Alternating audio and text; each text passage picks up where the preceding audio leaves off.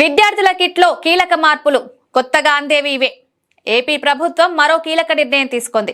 తాజాగా mega parents teachers meet నిర్వహించిన ప్రభుత్వం విద్యార్థుల విషయంలో మరో మార్పు చేసింది.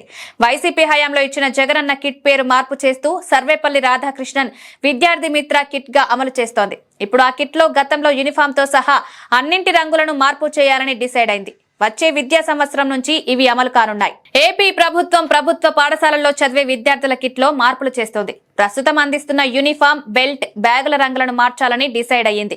జగన్ సీఎం గా ఉన్న సమయంలో జగనన్న కానుకగా ప్రతి ఏటా విద్యార్థులకు యూనిఫామ్, షూ, బెల్ట్, బ్యాగు అందించేవారు.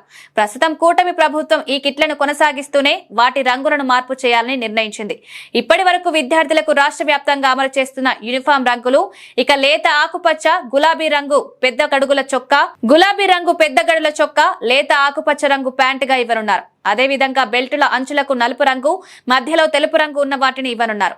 ఇప్పటికి వారు అందిన బెల్టులపై గత ప్రభుత్వం విద్యా కానుక అని ముద్రించి ఉంటుంది. కాగా ఇప్పుడు మార్పులో భాగంగా ప్రత్యేకంగా రూపొందించిన గ్రాడ్యుయేట్ బొమ్మతో కూడిన లోగోతో పంపిణీ చేరున్నారు. బ్యాగులు సైతం లేత ఆకుపచ్చ రంగులో ఉండేలా డిజైన్ చేశారు.